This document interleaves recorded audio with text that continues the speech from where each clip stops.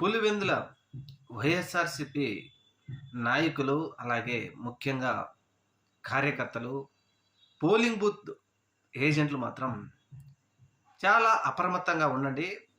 ఎట్టి పరిస్థితుల్లో ఎక్కడైనా సరే తెలుగుదేశం పార్టీ వ్యవస్థలను అడ్డుపెట్టుకొని రిగ్గింగ్ చేయాలని, బ్యాలెట్ పద్ధతి ద్వారా మనం ఖచ్చితంగా రిగ్గింగ్ చేయకపోతే ఇక్కడ ఓడిపోతామని తెలుసు కాబట్టి, ఎట్టి పరిస్థితుల్లో తెలుగుదేశం పార్టీ అటువంటి చర్యలకు పాల్పడితే ఎదురు తిరగండి.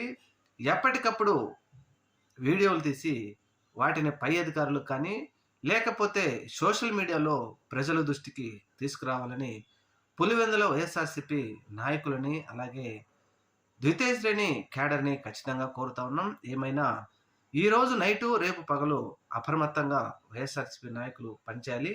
ఎట్టి పరిస్థితుల్లో మనం ఖచ్చితంగా పులివెందుల్లో జెడ్పీటీసీ విజయం సాధించాలి. ఖచ్చితంగా సాధించి తీరుతాం. కానీ ప్రలోభాలకో లేకపోతే భయపెడుతూనో ఎట్టి పరిస్థితుల్లో భయపడొద్దని జగన్మోహన్ రెడ్డి గారు చెప్తా ఉన్నారు. అటువంటి అధికార పార్టీ భయపెడితే ఈరోజు భయపడతాం, రేపు భయపడతాం. రాబోయే 4 సంవత్సరాల తర్వాత మనం అధికారంలోకి వచ్చినప్పుడు ఆ రోజు మనం జగనన్న కోసం ఈరోజు పనిచేస్తే ఆ రోజు ఆనందంగా ఉంటుంది కాబట్టి ఖచ్చితంగా పులివెందుల్లో ప్రజలందరూ జగన్మోహన్ రెడ్డి గారికి అండగా నిలవాలి.